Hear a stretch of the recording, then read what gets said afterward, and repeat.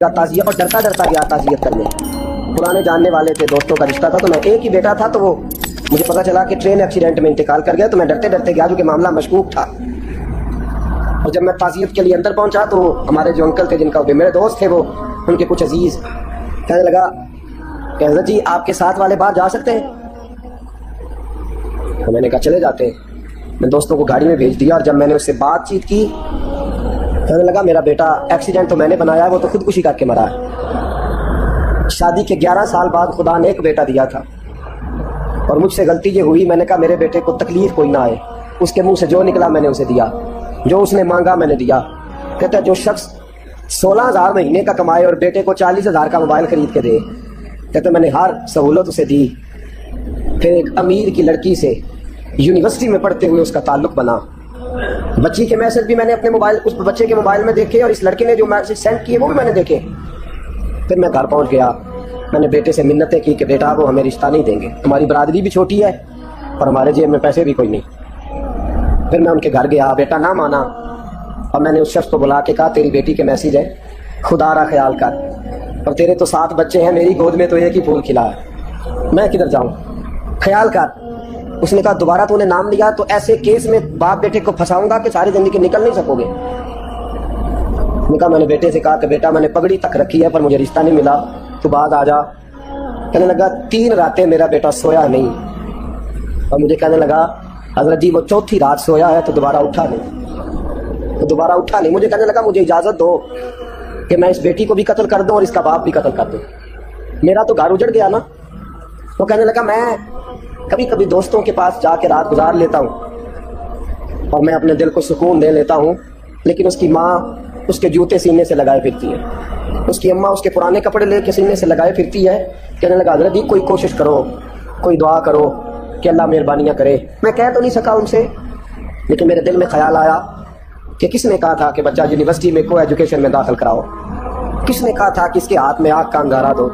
میرے دوست آپ تیز آگ جلا کے اس کے قریب مکھن رکھو, اور پھر مکھن سے کہو کہ ڈلنا نہ, پھر مکھن سے کہو کہ پگھلنا نہ. بھئی تیز آگ قریب جلا دی اور تو کہتا پگھلنا, یہ کیسا ممکن ہے؟ ہو سکتا ہے؟ بولیے نا, ہو سکتا ہے؟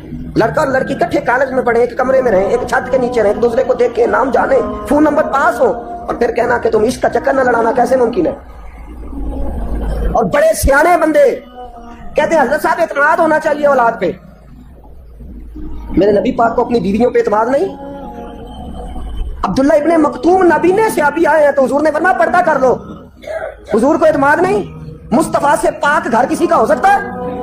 فرمایا پردہ کر لو, نقاب ڈالو. سونے وہ تو نبینا ہے, فرمایا تمہیں تو نظر آتا ہے نا, ڈالو نقاب. یہ اعتماد ہونا چاہیے.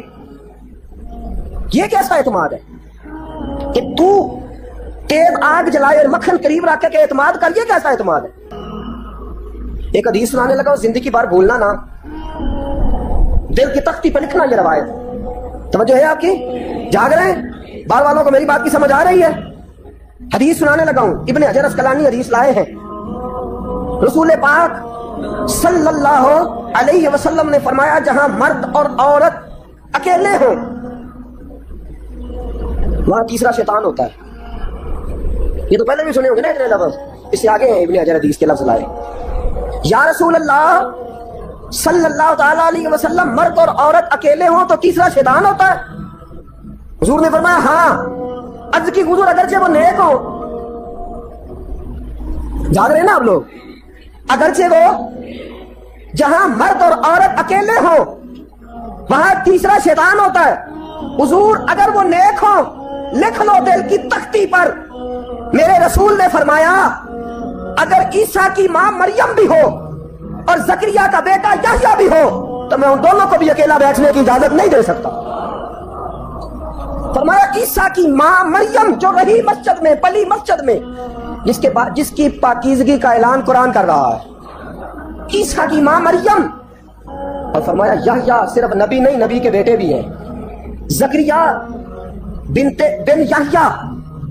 فرمایا اگر یہ دونوں بھی ہو, ایک نبی ہو اور ایک ولی ہو, مریم اور یحییٰ بھی ہو, مریم اور زکریا بھی ہو, فرمایا میں ان کو بھی اکیلے بیٹھنے کی اجازت ہے.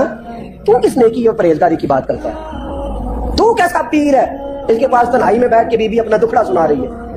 تو کیسا مفتی ہے؟ اٹھا کے لے جا طریقتیں شریعتیں اور جا کے سنبھال لے اپنے جبہ اور دستار میں. وہ کوئی جبہ اور دستار نہیں، وہ گند ہے. اس لیے کہ جو نبی مریم سلام اللہ علیہا کو نبی کے پاس بیٹھنے کی اجازت نہیں دے رہے، وہ پیر کس بات کی مولی ہے جو بیویوں کو بغیر پردے کے سامنے بٹھاتا ہے؟ اور تنہا بیوی کہتی ہے میرا دکھ سن لے، اس نے اجازت دی ہے. اور پھر کہنا تماشا لگ گیا، سٹنڈ لگ گیا. یہ شریعت بیان کر رہا ہوں، رسول اللہ کا فرمان بیان کر رہا ہوں، اور اس سے آگے ہمیں کسی دلیل کی ضرورت ہے بالکل نہیں ہے. پتہ نہیں باپ کو کہ میرا بیٹا کیا کر رہا ہے. اندھی ہے وہ ماں جس کی بیٹی سارا دن نیٹ پہ بیٹھی رہتی ہے، اس کو خبر نہیں کیا ہو رہا.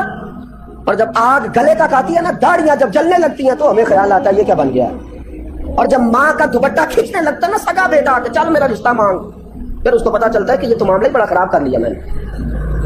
میرے دوست، جوانی زیادہ پیسے کمانے کا نام نہیں. اگر تو قیمتی کپڑے پہنتا ہے تو تو جوان نہیں. تو 50 کلو وزن بائیں ہاتھ سے اٹھا لیتا تو جوان نہیں. اگر تو ڈگریوں کا ڈھیر لگایا ہے اور تیرا دراز اور الماری بھر گئے ہیں تو تو جوان نہیں. اور اگر تو نے اپنے خاندان اور معاشرے میں اونچا افسر بن کے نام کما لیا تو جوان نہیں. جوان اس کو کہتے ہیں جس کی جوانی پاکیزہ ہوتی ہے. جوان اس کو کہتے ہیں جس کی نظر جھکی ہوئی ہوتی ہے. جوان اس کو کہتے ہیں جو حیا کا پتلا ہو. جوان اس کو کہتے ہیں جو شرم کا پیکر ہو. جوان اس کو کہتے ہیں جس کی نظر سے معاشرے کی بہو بیٹیاں بچی ہو. جوان وہ ہوتا ہے، جوان بھی ہو پاکیزہ بھی ہو، جوان وہ ہوتا ہے کہ میرے رسول پاک نے فرمایا صبح قیامت اللہ عرش کے سیدھے جانب جوان کھڑا کرے گا. 30 سال کا جوان، چڑھتی جوانی، خوبصورت آنکھیں، روشن چہرہ، اس کا وجود طاقت والا. نبی آگے بڑھ کے پوچھیں گے یا اللہ یہ کون ہے جو تیرے دائیں جانب کھڑا ہے؟ اللہ فرمائے گا یہ وہ جوان ہے کہ خوبصورت عورت نے اسے کہا تھا میرے ساتھ منہ کالا کر لے، پر اس نے نظر جھکا کے کہا تھا انی اخاف اللہ. نہ بھائی میں تو اپنے اللہ سے ڈرتا ہوں. فرمایا یہ پاک جوانی والا ہے، یہ حاجی نہیں، نمازی نہیں، یہ ولی نہیں، یہ صوفی نہیں، یہ وہ نہیں جو غوث زمان ہو، قطب دوران ہو، پیر طریقت نہیں، مفتی وقت نہیں. یہ خالی جوان ہے پر پاک جوانی لے کے آیا. یہ خالی جوان ہے پر پاکیزہ جوانی لے کے آیا. یہ خالی جوان ہے پر اس کی نظروں میں حیا بڑی ہے. یہ پاک، یہ کیا تماشا لگ گیا اس کا چکر. اور آج جتنی مصیبتیں کھڑی ہوئی ہیں اس عشق مجازی کے روگ نے کھڑی کر دی ہیں. ہر جوان، ہمارا ایک بچہ تھوڑے دن پہلے اس علاقے کا محمد طیب نام کا شہید ہو گیا. وہ ایک کونے میں رہنے والا، ایک محلے میں ایک چھوٹے سے کونے میں رہنے والا بچہ تھا نا. میرے ساتھ دوست موجود ہیں. صبح سے لے کر ساری رات میں افسوس کرتا رہا میں جنازے میں کیوں نہیں گیا، میں جنازے میں کیوں نہیں گیا. وہ بچہ پاک فوج کا وہ شہادت اختیار کر گیا تو فخر سے سر بلند کر گیا اپنا. لیکن جو بی بی کے لیے ساری رات روتے رہتے ہیں وہ شہید ہو سکیں گے؟ جو ساری رات ٹھنڈ میں کھڑے ہو کے عورت کے ساتھ گفتگو کرتے رہتے اور جو سارا دن دل میں گند رکھتے ہیں بی بی کے لیے، ان کے ہاتھ میں تلوار آئے گی؟ یہ بہو بیٹیوں کی عزتیں بچا سکیں گے؟ عافیہ صدیقیہ جیلوں میں جل گئی امریکہ کی، اور وہ جب بھی خط لکھتی تھی کہتی تھی کوئی محمد بن قاسم نہیں بچا، وہ کہتی تھی کوئی شہاب الدین غوری نہیں بچا. اور وہ جب بھی، اب تو خیر اس کا ذہنی توازن ہی کام کرنا چھوڑ گیا، وہ بی بی جب بھی خط لکھتی تھی نا اہل پاکستان کو تو کہتی تھی پاکستان والوں بتاؤ کیا تمہارے اندر کوئی بھی خالد بن ولید کا ماننے والا نہیں؟ کیا کوئی نہیں تمہارے اندر جو علی کے نام کا نعرہ لگانے والا ہو؟ کوئی نہیں بچا جو فاروق اعظم کی سیرت کو فالو کرنے والا ہو؟ کوئی لاؤ جس کے ہاتھ میں تلوار ہو اور مجھے سمجھ آئے کہ یہ وہ ہے جو حسن اور حسین کا نام لینے والا. ادراک ما لیلۃ القدر، صدق اللہ العظیم. اللہم صلی علی سیدنا و مولانا محمد معدن الجود والکرم وآلہ وصحبہ وبارک وسلم. الصلاۃ والسلام علیک یا سیدی یا رسول اللہ وعلی آلک واصحابک یا حبیب اللہ. حمد و صلاۃ کے بعد اللہ تعالیٰ نے قرآن مجید میں ارشاد فرمایا کہ انا انزلناہ فی لیلۃ القدر. فرمایا بے شک ہم نے اس قرآن پاک کو لیلۃ القدر میں نازل کیا ہے، قدر والی رات میں نازل کیا. وما ادراک ما لیلۃ القدر. قرآن مجید کے انداز پر غور فرمائیں. فرمایا تم کیا جانتے ہو کہ لیلۃ القدر کیا ہے؟ تمہیں کیا خبر ہو کہ لیلۃ القدر کیا ہے؟ اس کی اہمیت دیکھیے. میں کہا کرتا ہوں کہ صرف اس ایک فکرے کو دیکھ لیا جائے، وما ادراک ما لیلۃ القدر، اور تم کچھ جانتے ہو کہ لیلۃ القدر کیا ہے؟ تمہیں کیا خبر کہ لیلۃ القدر کیا ہے؟ لیلۃ القدر 1000 مہینے سے بہتر ہے. ان آیات کو دیکھیں اور ساتھ نبی پاک صلی اللہ علیہ وسلم کا وہ فرمان دیکھیں جس میں حضور علیہ الصلوۃ والسلام نے فرمایا تمہارے پاس ایک مہینہ آ رہا ہے رمضان کا، اس میں ایک رات ہے جو 1000 مہینے سے بہتر ہے. اور یہ لفظ کتنے جھنجھوڑنے والے ہیں. حضور علیہ السلام نے فرمایا جو اس رات محروم رہ گیا وہ ہر نیکی سے محروم رہ گیا. جو اس رات محروم رہا محروم ہی رہ گیا. اتنی بڑی بات. فرمایا تنزل الملائکۃ والروح، اس دن فرشتے اور روح القدس یعنی جبریل امین اترتے ہیں، فیہا اس رات میں، باذن ربہم من کل امر، اپنے رب کے حکم سے ہر خیر کے کام کے لیے. سلام، یہ رات سلامتی والی ہے، ہی حتی مطلع الفجر، یہاں تک کہ فجر طلوع ہو جائے. سرے شام سے لے کر مغرب سے لے کر فجر تک یہ رات سلامتی والی. اس کو لیلۃ القدر اس لیے کہا جاتا ہے، ہمارے مفسرین فرماتے ہیں کہ اس دن قدر والی کتاب قرآن پاک قدر والے محبوب پہ نازل ہوئی اور قدر والی امت کی طرف بھیجی گئی. نبی پاک صلی اللہ تعالیٰ علیہ وسلم نے جب پرانی امتوں کی عمریں دیکھی نا، کسی کی 1000 سال ہوئی، کسی کی اس سے زیادہ ہوئی، تو اللہ کے محبوب علیہ السلام کے دل مبارک میں یہ خیال آیا کہ میری امت کی عمریں تو بڑی تھوڑی ہوں گی، تو کیسے اتنی لمبی نیکیاں کر سکیں گے. تو اللہ تعالیٰ نے پھر لیلۃ القدر عطا فرمائی. گویا اس ایک رات میں جو آدمی نیکی کرے، 1000 دن نہیں. کتنا لوگوں کو شوق ہے کہ کوئی ایسا جیک لگے یکدم میری ساری چیزیں بڑھ جائیں، تو اس پر بھی تو ذرا غور کرے نا. یہ ایک رات 1000 دن سے نہیں، 1000 مہینے سے افضل ہے. 1000 یکدم آپ کی نیکیوں کی عمر 1000 ماہ تک چلی جاتی ہے. کتنی بڑی فضیلت کی بات ہے. میرے رسول کریم صلی اللہ تعالیٰ علیہ وآلہ وسلم خاص توجہ دلاتے اس رات کے حوالے سے، خاص توجہ دلاتے. اور یہ رات کب ہوتی ہے؟ صحیح حدیث میں موجود ہے. نبی پاک صلی اللہ تعالیٰ علیہ وسلم نے فرمایا کہ اسے رمضان کے آخری عشرے میں تلاش کرو. گویا یہ جو 5 طاق راتیں ہیں نا، 21ویں 23ویں 25ویں 27ویں 29ویں، ان طاق راتوں میں اس رات کو تلاش کرو. اس رات اللہ کے فرشتے نازل ہوتے ہیں. آسمان دنیا پر، زمین پر فرشتے اترتے ہیں. حضرت جبریل امین علیہ الصلوۃ والسلام انہیں لے کر کے آتے ہیں، اور فرشتے کیا کرتے ہیں کہ جو بندہ اس رات اللہ کی یاد میں موجود ہو، جو بندہ اللہ تبارک و تعالیٰ کے ذکر میں موجود ہو، جو بندہ اس دن اللہ تبارک و تعالیٰ کی بارگاہ میں کسی بھی طور پر حاضر ہو، فرشتے اس کے لیے دعائے مغفرت بھی کرتے ہیں اور رب کی بارگاہ میں التجائے رحمت بھی کرتے ہیں. اور ایک روایت میں ہمیں یوں بھی ملتا ہے کہ فرشتے اسے مصافحہ بھی کرتے ہیں، ہاتھ بھی ملاتے ہیں. دیکھیے نا کتنی سعادت مندی ہے کہ انسان عبادت کر رہا ہو اور فرشتے اس کی زیارت کو آئیں. ہمارے صوفیاء فرماتے ہیں تو پکا پروگرام بنا لے عبادت کا، فرشتے کئی بار تیری زیارت کو آیا کریں گے.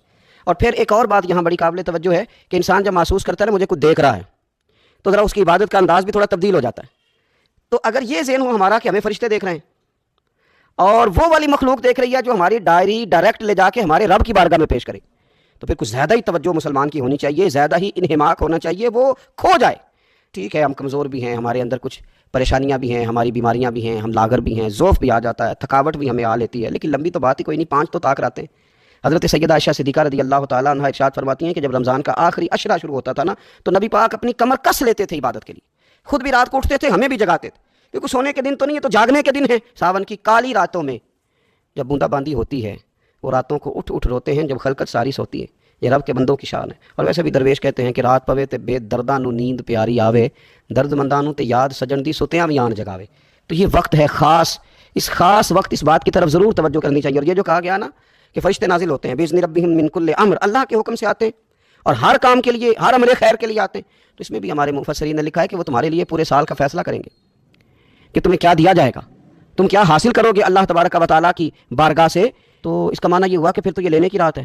ایسا نہ ہو کہ فرشتے آئے ہوں رب کی بارگاہ سے، یہ پیغام کرم ہو کہ دینا ہے، اور لینے والے سو رہے ہوں، وہ آرام میں ہوں. تو یاد رکھیں خیرات اسی کے پیالے میں آتی ہے جس کا پیالہ سیدھا ہوتا ہے، اور اگر پیالہ سیدھا نہ ہو تو خیرات پھر پیالے میں نہیں آیا کرتی. تو پھر اس کو جو کہا گیا نا کہ یہ سلامتی والی ہے، تو اس میں ایک اور بات بھی ہمارے پھر مفسرین نے لکھی ہے کہ اس رات، شیطان تو ویسے ہی قید ہے، اس رات بندے کا نفس بھی نہیں اسے تنگ کرتا.